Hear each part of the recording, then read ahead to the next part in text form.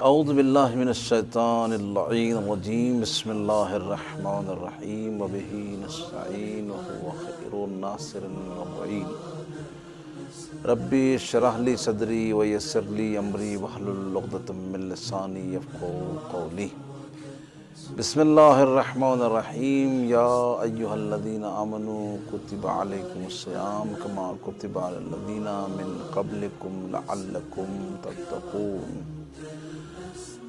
ناظرین محترم، ہمارا درس قرآن اپنے مراحل طے کرتے ہوئے اپنے 5ویں مرحلے میں داخل ہو رہا ہے، اور ہماری مسلسل کوشش یہ ہے کہ بے حد مختصر انداز میں لیکن آپ حضرات کی خدمت میں کوئی ایسی بات پہنچائی جائے جو آپ حضرات کے کام آ سکے، اور اس دعا کے ساتھ کہ پروردگار عالم ہمیں توفیق دے کہ ماہ مبارک رمضان جو کہ پروردگار عالم نے ہمیں نصیب فرمایا ہے، ہم اس میں رہتے ہوئے اس سے فائدہ اٹھا سکیں۔ بات رمضان کی اور روزوں کی چل رہی تھی، تو اس میں بات روزوں پر آ کر رکی تھی کہ آیا روزے کیسے رکھنے چاہیے، کیوں کر رکھنے چاہیے، کتنی فضیلت ہے۔ تو ماہ مبارک رمضان کی فضیلت سے تو کوئی انکار نہیں کر سکتا۔ جہاں 12 مہینوں میں سے 11 مہینے اس کا مقابلہ نہیں کر سکتے، یہ ایک مہینہ سب مہینوں سے افضل کرا پایا۔ اسی طریقے سے روزوں کی فضیلت سے بھی کوئی انکار نہیں کر سکتا۔ علماء کرام نے روزوں کی 3 قسمیں بیان کی ہیں، یعنی مستقل آتا ہے کہ روزوں کی فضیلت، اس کی طرف میں آپ کو لے جانا چاہ رہا ہوں کہ کیا وجہ ہے، کون سی صورتحال ہے کہ روزے اتنے بافضیلت قرار دیے گئے۔ علماء کرام نے روزوں کی 3 اقسام بیان کی ہیں۔ ناظرین محترم، غور سے سماعت فرمائیے گا۔ روزوں کی اقسام اکثر لوگ اسے بھول جاتے ہیں کہ آیا روزوں کی اقسام بھی ہیں۔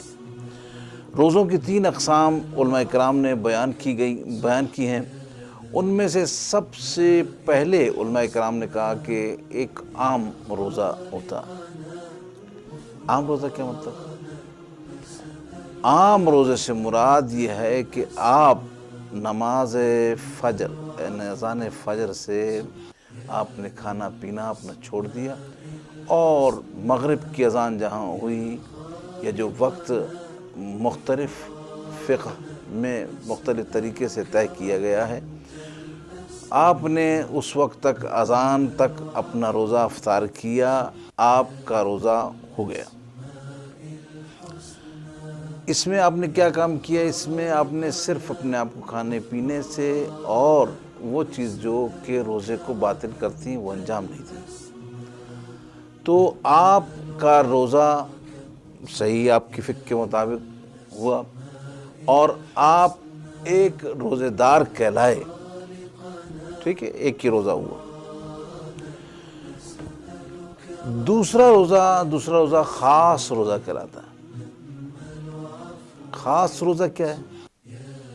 خاص روزہ یہ ہے کہ آپ نے جہاں پر کھانا پینا اور جو چیزیں روزے کو باطل کرتی ہیں وہ انجام نہیں دی، اس کے ساتھ ساتھ آپ نے اپنی آنکھوں کو بھی گناہ سے بچایا، اپنے کانوں کو بھی گناہ سے بچایا، یعنی آپ نے ایسی کوئی چیز دیکھی نہیں جس میں اللہ کی نافرمانی ہو، آپ نے کچھ ایسا سنا نہیں جس میں اللہ کی نافرمانی ہو، آپ نے کچھ ایسا بولا نہیں جس میں اللہ کی نافرمانی ہو، اور ساتھ ساتھ آپ ان چیزوں سے بھی بچے جو کہ روزے کو باطل کرتی ہیں۔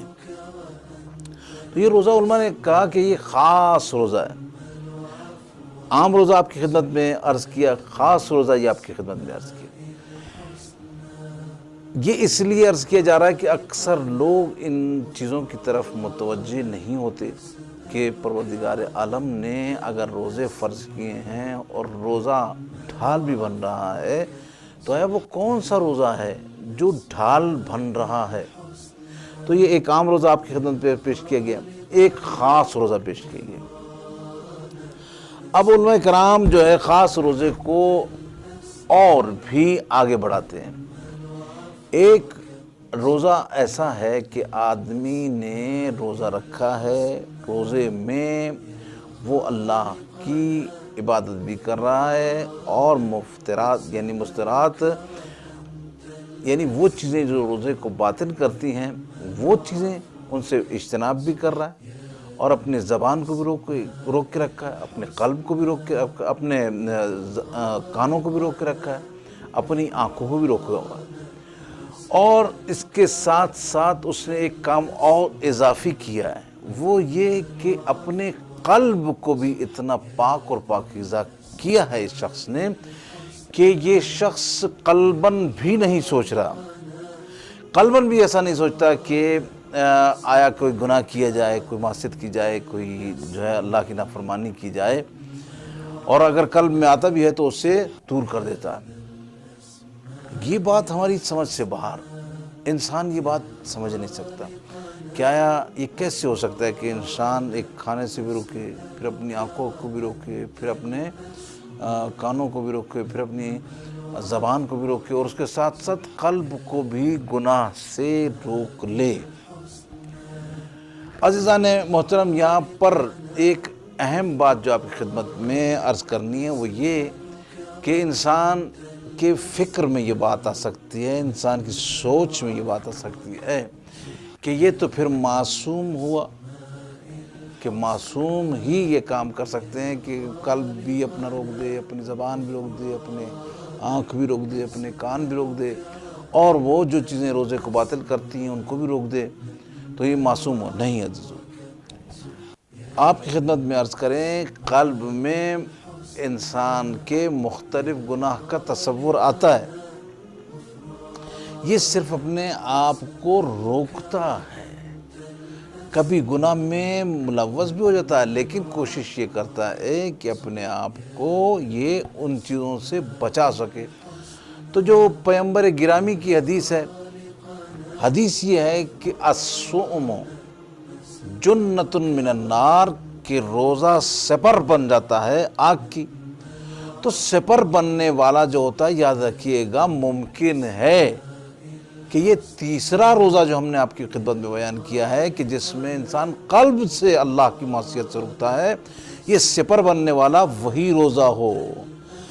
بے شک پہلا اور دوسرا روزہ بھی بے اثر نہیں ہے، لیکن جو جہنم کے لیے سپر کے طور پہ کام کرے گا وہ یہ تیسرا روزہ ہے، اس کا 100% امکان ہے. والسلام علیکم ورحمۃ اللہ وبرکاتہ.